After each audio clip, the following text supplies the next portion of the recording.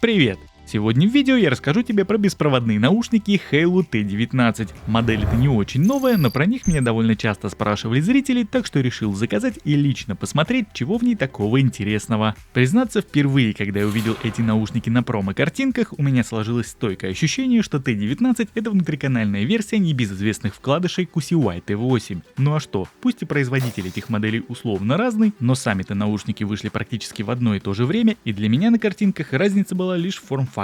Но когда я открыл упаковку с T19 и достал кейс, то различия стали более очевидными и осязаемыми. Ты только взгляни на размеры этого кредла. Он очень массивный и большой, по крайней мере в сравнении с таковым у QCY T8. Его габаритные размеры по длине, ширине и высоте составляют 54 на 26 и на 57 мм соответственно, а вес с наушниками внутри получается 55 грамм, без 46. Внутри установлен аккумуляторный блок на 600 мАч, а в каждый наушник поместили по 40. Сам кейс выполнен из белого матового пластика снаружи с глянцевой вставкой внутри. На передней стороне в нижней части расположили единственный светодиодный индикатор состояния, а сзади под петлей не слишком отчетливо выделена круглая сенсорная кнопка активации и сброса наушников до заводских настроек. В нижний торец корпуса помимо стандартного разъема USB-C для зарядки встроили катушку интерфейса беспроводного пополнения энергией. Понятное дело, что последнее заряжает кейс в 1,5 раза медленнее, нежели провод, но тем не менее весьма неплохо, что такая опция в этой модели все же доступна.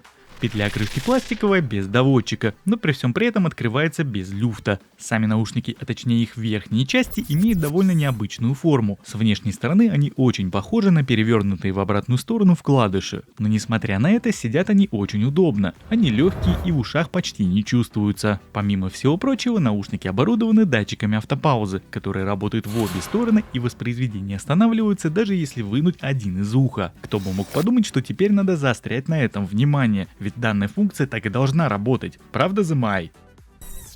Управление функциями мультимедиа здесь сенсорное, но, увы, не такое богатое. Жесты здесь всего два, это двойной и тройной тапы. И вот если с тройным касанием здесь сделать ничего нельзя, и сюда зашит вызов ассистента, то вот на двойное касание можно это действие переназначить. По умолчанию из коробки по данному жесту наушники перематывают треки. Правый вперед, левый назад. Но если установишь на свой смартфон приложение Halo Fun, то данная опция станет доступна, впрочем, как и некоторые другие. Сама программа доступна в Google Play Market. В ней, естественно, как мы все любим, надо зарегистрироваться. В принципе, я проделал это на двух разных смартфонах, и проблем как таковых у меня не было. Разве что проверочный код в обоих случаях приходил только со второго раза. Вот никак они эту штуку не допилят. В программе можно узнать уровень заряда кейса и каждого наушника, сменить название устройства, если тебе этого очень хочется, а также здесь доступны быстрые пресеты эквалайзера, которые, как по мне, не очень круто настроены. Лично я использовал звук по умолчанию. Но самое занимательное — это жесты. По какой-то причине управление громкостью и переключение треков здесь запрограммированы индивидуально, для каждого наушника. К примеру, на левом можно выставить только громкость в минус и перемотку назад, на правом соответственно наоборот, а вот поменять их местами никак нельзя. Также по какой-то причине, заявленной в промо-материалах анимации, на обоих моих смартфонах Xiaomi я ни разу не наблюдал, да и в целом приложение выглядит немного кривоватым. Иногда даже бывает, что наушники в нем не отображаются и надо их переподключить. В общем, с софтом у них, как и у QCY, есть определенные проблемы.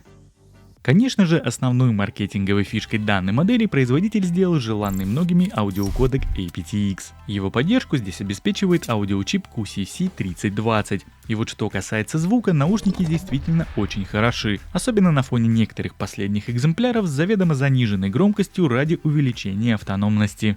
Здесь по этой части все вообще отлично. Прекрасный запас по громкости, которого тебе хватит более чем. Да и по качеству самого звучания наушники определенно порадовали. Отличная детализация с довольно хорошими показателями по частотному диапазону. Бас есть, его вполне достаточно, и самое главное, отчетливо слышно даже в комплектных амбушюрах. В целом данные уплотнители меня вполне устроили. Так вот, позволю себе повториться, звучание в наушниках очень классное. 7-миллиметровые динамические драйверы отлично рисуют середину с таким приятным сабом. Вокал и синтовые арпеджио в электронике слушать одно удовольствие. На высоких нет песка, и они не пытаются высверлить тебе перепонки. Они в меру звонкие, но при этом очень четкие. В моем тесте автономности на 100% громкости наушники в стереорежиме отыграли 4 часа и 7 минут, что лично для меня особым откровением не стало, учитывая насколько они громкие. Результат, как по мне, очень даже хорош. И к слову сказать, я здесь хотел бы уточнить один важный момент. На своем втором смартфоне при новом подключении я столкнулся с некой особенностью. Дело все в том, что после подключения к новому устройству, даже выкрутив громкость смартфона на максимум, наушники заиграли тише, нежели в самый первый раз на моем Poco X3 NFC. Но как я выяснил позже, если в приложении Halo Fun заменить жест в правом наушнике на увеличение громкости, то при ее регулировке она увеличивается, причем процентов так на 20 точно. Так что прежде чем негодовать по этому поводу и говорить, что наушники тихие, если столкнешься с такой проблемой, то сначала сделай так, как я сейчас описал. И вообще, я рекомендую проделывать такую процедуру всем, у кого наушники идут с приложением, в котором доступна надстройка громкости на жесты. Очень часто люди даже не знают об этом и думают, что максимальный звук по умолчанию это и есть вещь, который способны выдавать их наушники. Я уже не первый раз замечаю подобную странность, так что все возможно. Ну а теперь я предлагаю тебе послушать, как звучат микрофоны в наушниках Halo T19. Проверяем работу микрофонов в наушниках Halo T19. Вот таким образом они звучат в закрытой машине. Я сейчас по традиции открываю окна. Мне сюда со всех сторон задувает ветер сильный, сквозняк такой создается. И мы слушаем, как отрабатывают шумодавы в этих наушниках при таком сценарии использования. Вот так вот это все можно послушать. Ну и по традиции второй тест с печкой. Я сейчас выкручиваю ее на максимум. Она уже буквально через 5 секунд будет набирать сильные такие обороты, будет сильно шуметь. И, собственно, уже можно сейчас слышать шум машины. Если шумодавы в этих наушниках, собственно, не справляются хорошо. Но я надеюсь, все отлично. По крайней мере, все ты на тесте уже слышишь прямо сейчас. Ну, примерно вот так тебя будет слышать собеседник, если ты будешь с ним разговаривать по вот этим вот наушникам. Просто где-то на улице, где особо машин нет. Машина вот сейчас какая-то проезжает, но тем не менее здесь такой вот все-таки спокойный такой тупичок. Здесь так особо даже ветра нет. Ну и вот так вот отрабатывают микрофоны в таком сценарии использования.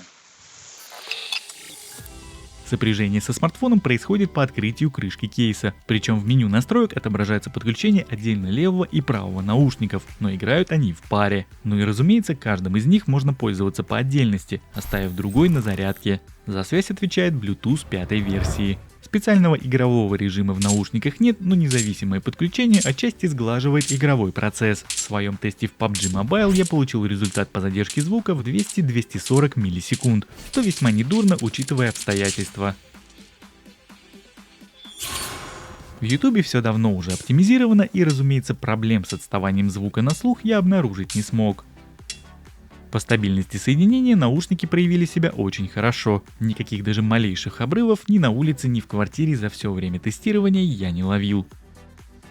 Ну и подводя некий итог, могу сказать, что Halo T19 определенно стоит твоего внимания, особенно если тебе нужны громкие внутриканальные наушники с ножкой, которые, ко всему прочему, обладают хорошими микрофонами. Альтернативой в очередной раз им могут выступить лишь OnePlus Buds Z, которые по своим функциональным возможностям очень близки по всем параметрам.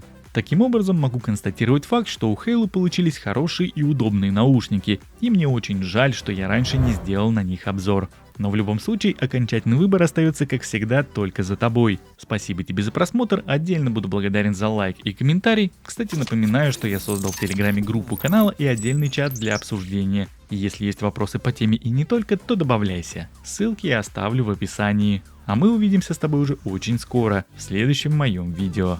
Пока-пока.